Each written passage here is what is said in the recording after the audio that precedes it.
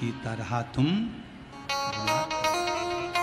कौन कहता है भगवान खाते नहीं, बेर शबरी की तरह तुम खिलाते नहीं।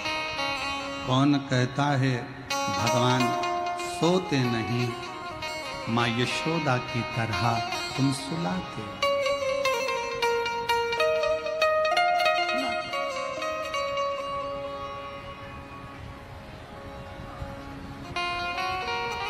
किस किस को लाजवाब बनना है? लाजवाब बनने के लिए सब तैयार हैं कि हमको लाजवाब बनना है, पर लाजवाब बनने के लिए सबसे बड़ा एक त्याग करना पड़ता है। लाजवाब बनना है तो जवाब देना छोड़ना पड़ेगा, तब तुम लाजवाब बन सकते हो। अब बहू सोचती है कि मैं लाजवाब बन जाऊं, अब बहू सोचे कि मैं लाजवाब बन जाऊं, पर तू जवाब सास ने कुछ बोला और उसने पलट के जवाब दिया। पत्नी कहे मैं लाजवाब जब बन जाऊं, तो पति ने कुछ कहा, उसने पलट कर जवाब दिया। पति कहे मैं लाजवाब बन जाऊं, पति ने कुछ कहा, पत्नी अपशब्द कह दी। एक दूसरे को जवाब देने की परिभाषा को थोड़ा कम करो। एक जरूरी नहीं कि तुम हर बात का उत्तर दोगे। उत्तर देने के लिए तुम्हारे ऊपर देवाधिदेव महादेव विराजमान हैं। तुम तो लाजवाब बनने के लिए थोड़ी मौन का धारण करो, थोड़ी मौन।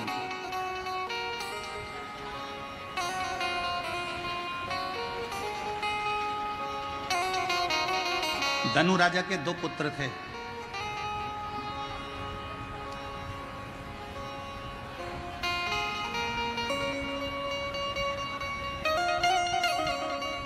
राजा धनु के 2 पुत्र हैं, रंभ और करम।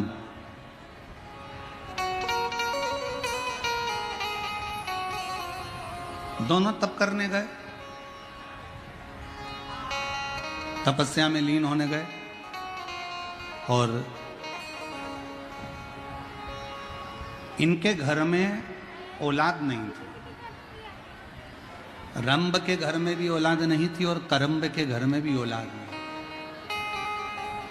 दोनों के घर संतान नहीं। दोनों तप करने चले गए।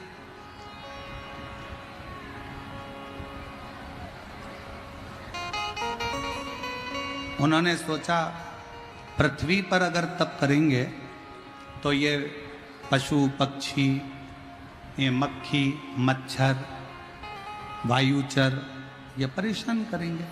तो इन्होंने सोचा कि एक काम करते हैं, पानी के अंदर बैठकर तप करते हैं। दोनों की दोनों रंभ और करम पानी के अंदर बैठ गए। इतने में एक मगर आया और उसने करम्ब को खा लिया। एक भाई मर गया, करम्ब मर गया, अकेला रंभ बचा। और रंभ को मालूम पड़ा कि मेरे भाई करम्ब को मगरमच्छ खा गया। क्या करा जाए? अब इसने पानी में तप करना बंद करा, पृथ्वी पर बैठकर तप करना प्रारंभ करा। आसपास अग्नि लगा ली और बैठ गया तप करने के लिए। तप करता गया करता गया करता गया करता गया। तप इतना तीव्र कर लिया कि आखिरी में ब्रह्मा जी को आना पड़ा और ब्रह्मा जी को पूछना पड़ा कि यह बताओ कि तुम्हें चाहिए क्या?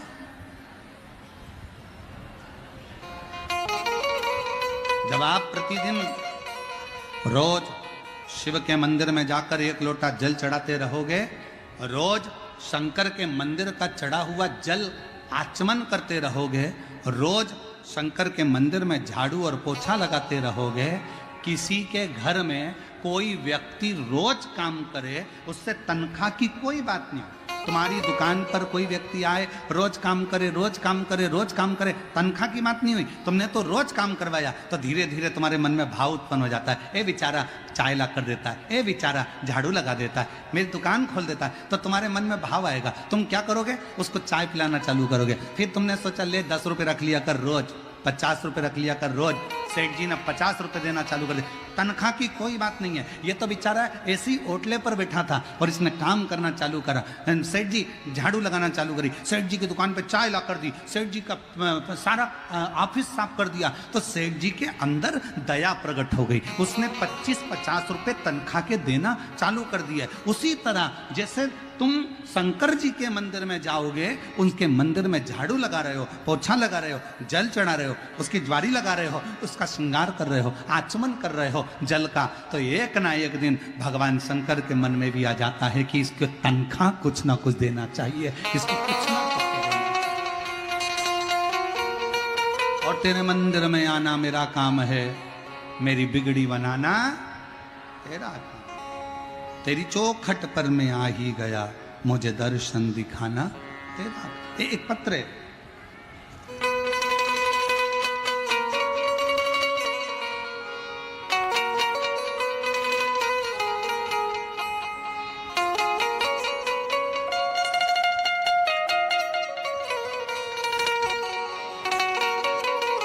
नम्रता सिंह,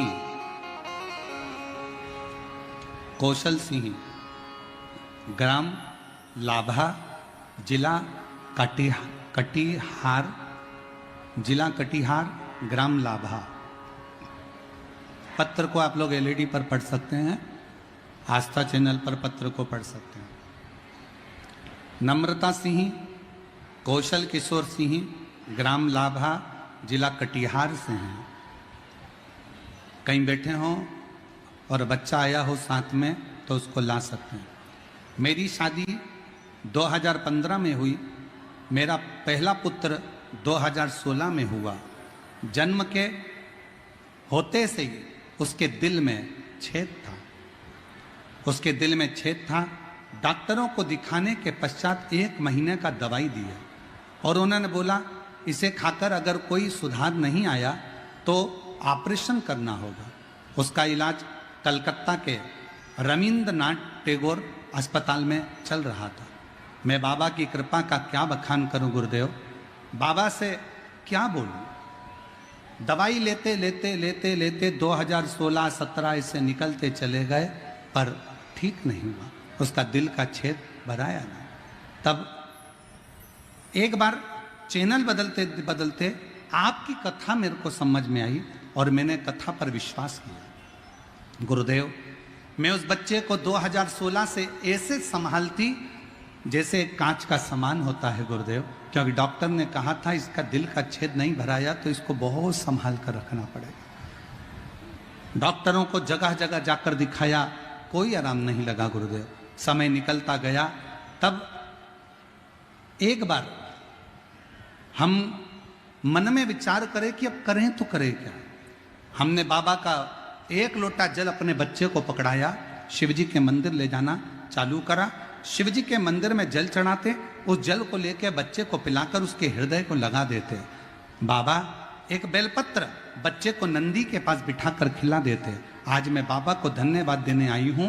दूसरी बार जब हम वापिस कलकत्ता के हॉस्पिटल में दिखाने के लिए पहुंचे तो डॉक्टरों ने कह दिया अब तुम्हारे बेटे का जो दिल में छेद था वो भरा गया है, ऑपरेशन की जरूरत नहीं है, ऑपरेशन की जरूरत नहीं है। आज मेरा बेटा पूर्ण तरह से स्वस्थ हो गया गुरुदेव। हम बाबा को पंडाल में कथा सुनाने के लिए लेकर आए हैं और यहाँ प्रणाम करने के लिए आए हैं। और तेरी कृपा का क्या है भरोसा, कब किस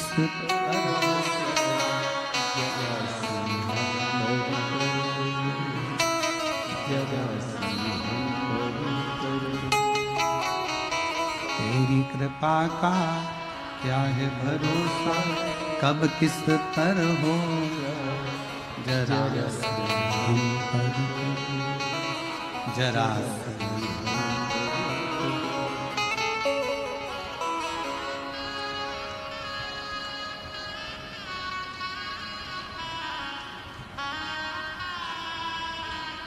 सबका कल्याण। तूने ऐसी दुनिया में कौन है जिस पे कृपा ना करी, जिस पे तूने करुणा ना करी। ब्रह्मा ब्रह्मलोक में, भगवान विष्णु बैकुंठ लोक में, पर इस पृथ्वी का तो एक ही देव है, और इस पृथ्वी का वो देव अधिदेव महादेव है, जिसका एक लोटा जल हमारे जीवन की सार्थकता सिद्ध कर देगा। सार्थकता सिद्ध।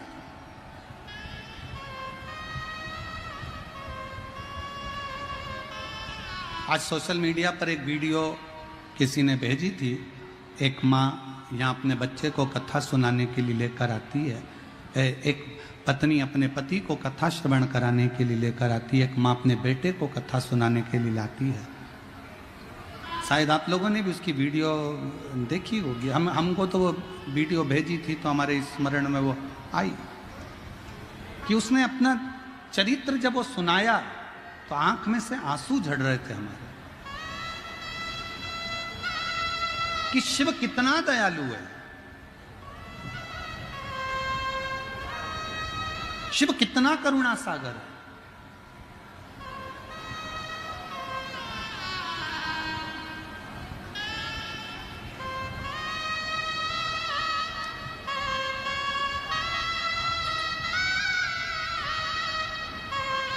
सुषमा देवी, पति विजय शंकर झा, पंच घड़िया, सहरसा, बिहार से हूँ। मेरा पति का एक्सीडेंट हो गया था, वो बेड पर ही थे कि मेरा छोटा बेटा अनीश का 8/6/2024 को एक्सीडेंट हो गया। सहरसा में भर्ती किए, डॉक्टर रेफर कर दिए, विराटनगर नेपाल न्यूरो में भर्ती किए। डॉक्टर बताया कि इसके ब्रेन की, मस्तिष्क की हड्डी के 36 टुकड़े हो गए। ब्रेन की हड्डी के 36 टुकड़े हो गए। ऑपरेशन करते लेकिन बचने का कोई चांस नहीं है, बचने का कोई चांस नहीं। 4 लाख रुपया जमा करने का डॉक्टर बोल दिए। गुरुजी मेरे पास रुपया नहीं था। हम उसी समय पर श्री शिवाय नमस्तुभ्यम का जाप कर रहे थे, रो रहे थे। उसी वक्त एक लड़का मेरे पास आया, गुरुदेव आपने कहा था कि श्री शिवाय नमस्तुभ्यम में वो बल है, आप जब याद करोगे तब शंकर को तुम्हारे पास में आना ही पड़ेगा। 108 दबाने पर एम्बुलेंस आती है, हेलीपैड देखकर हेलीकॉप्टर आता है, स्टेशन देखकर रेल रुकती है, बस स्टॉप देखकर बस रुकती है। उसी तरह श्री शिवाय नमस्तुभ्यम बोलने पर शंकर दौड़ कर आता। शिवा गुरुदेव, मैंने श्री शिवाय नमस्तुभ्यम बोलना जाप चालू करा, जाप करती रही। उसी वक्त एक लड़का मेरे पास आया, बोला आंटी आप क्यों रोती हो? मैं सारा बात बताया। बोले मेरे बेटा अब महादेव के ऊपर है, बाबा जो करे गुरुदेव। लड़का को 4 लाख रुपए का डॉक्टर बोला है ऑपरेशन के लिए।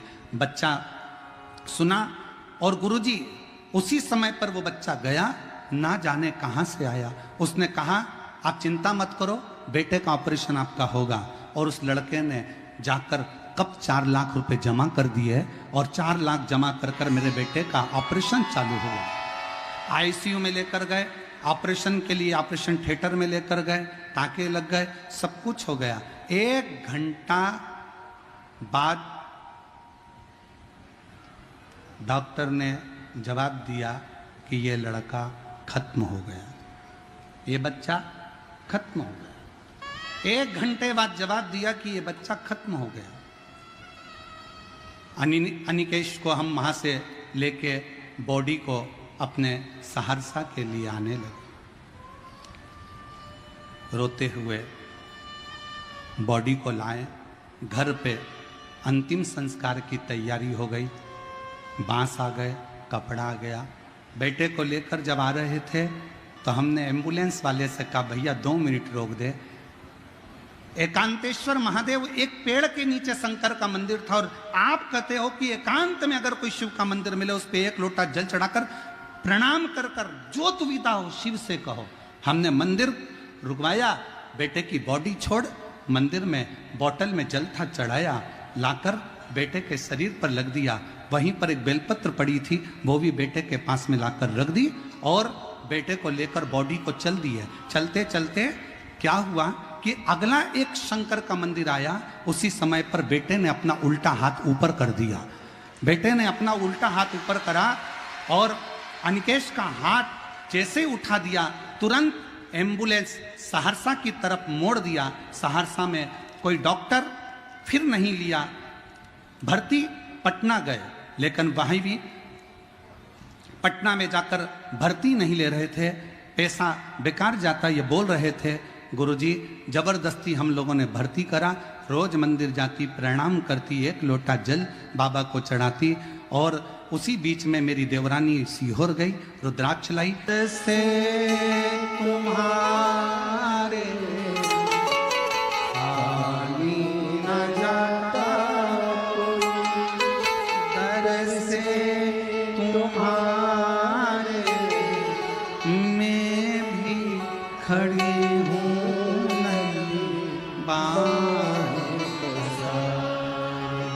अपने हृदय से लगा लो, लगा लो, गिरा जा रहा